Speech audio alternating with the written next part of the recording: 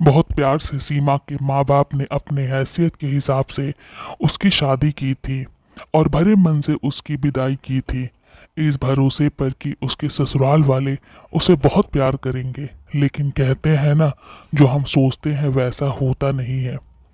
सीमा की शादी को 3 साल हो गए थे। उसका पति अनुराग बहुत अच्छे स्वभाव का आदमी था और वो सीमा को बहुत प्यार करता था, सीमा का बहुत ख्याल रखते और सीमा भी घर में सबकी इज्जत करती और बहू का फर्ज बहुत अच्छे से निभा रही थी। उसकी सास थोड़ी नकचड़ी थी, हर बात पर सीमा को सुना देती थी, लेकिन सीमा कभी उनको कुछ कहती नहीं, चुपचाप सब कुछ सुनकर सिर झुकाकर चली जाती, क्योंकि वो जानती थी कि उसकी सास दिल की साफ है। एक दिन सारे काम करके सीमा अपने कमरे में बैठी थी, तभी सास आई और बोली, बहू, तुझसे अनुराग ने कुछ कहा है क्या?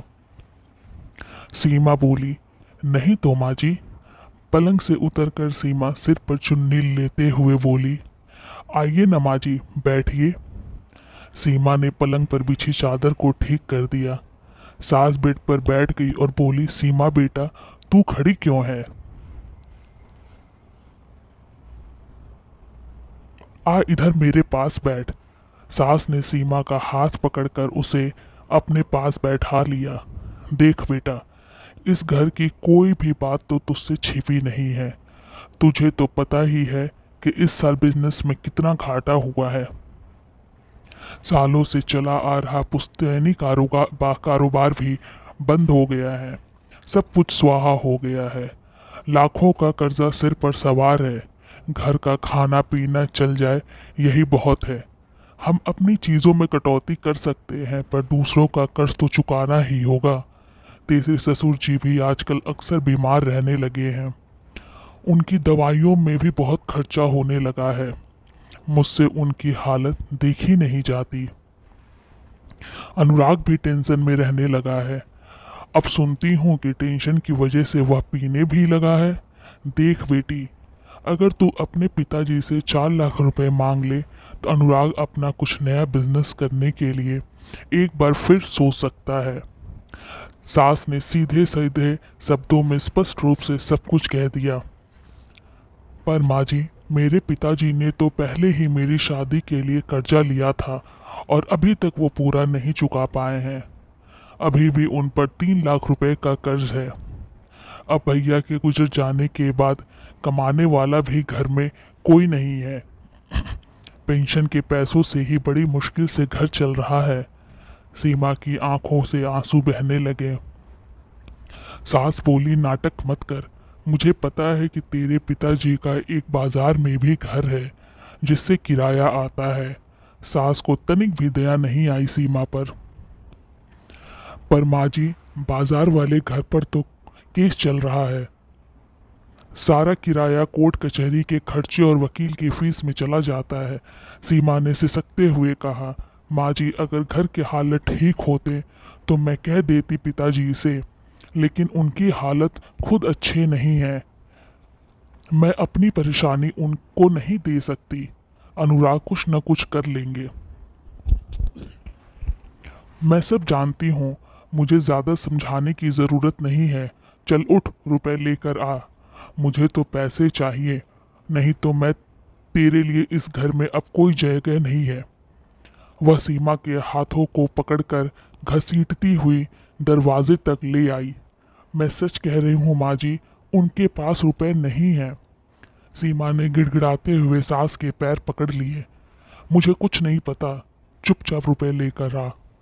सास ने उसे घर से बाहर धकेल कर दरवाजा बंद कर लिया। सास बड़बड़ाते हुए किचन की ओर चल दी। लगभग 30 मिनट के बाद घर की घंटी बजी। उसने सोचा सीमा ही होगी, कमबख्त ऐसे नहीं मानेगी। अभी ठीक करती हूँ इस सीमा को। हाथ में छड़ी लेकर वह दरवाजे की ओर बढ़ी, लेकिन दरवाज़ा खोलते ही सास के होश उड़ गए। सामने रोती बिलखती उसकी अपनी बेटी अनीता खड़ी थी। उसके माथे से खून बह रहा था, बाजुओं पर भी जख्म के निशान थे। सीमा की सांस बेचैन हो गई। अपनी बेटी को इस हालत में देखकर। क्या हुआ मेरी बेटी को? घर पर सब ठीक तो है? माँ, अमित ने मुझे बहुत मारा, घर से भी निकाल दिया है। कहते हैं नई गाड़ी खरीदनी है, 20 लाख रुपए चाहिए। पर बेटा, हमने शादी में मारुति तो दी थी। माँ का चेहरा एक का गुस्से से तमतमा उठा।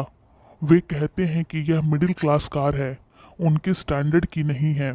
उनके दोस्त उनका मजाक उड़ाते हैं। उन्हें बड़ी कार चाहिए।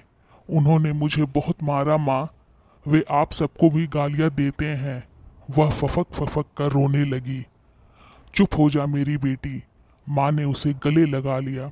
सास की आंखों के सामने अपनी बहू सीमा का चेहरा, रोता पिलकता चेहरा याद आया। वो बेटी को छोड़ बहू को लेने बाहर भागी। सीमा बाहर बैठी थी चुपचाप। वो बहू को अंदर ले आई और बोली, चुप हो जा सीमा, यह तेरा ही तो घर है मेरी बहू। मैं तेरी गुनहगार हूँ, मैं तुझे कभी परेशान नहीं करूँगी, सदा अपने सीने से लगा कर रखूँगी। वह रोने लगी। अपनी सास को माफ़ नहीं करेगी बेटी? और एक सास ने अपनी बहू को सीने से लगा लिया। अगर आपको मेरी कहानी अच्छी लगी हो तो प्लीज़ इसे लाइक करें और मेरे चैनल को सब्सक्राइब करें।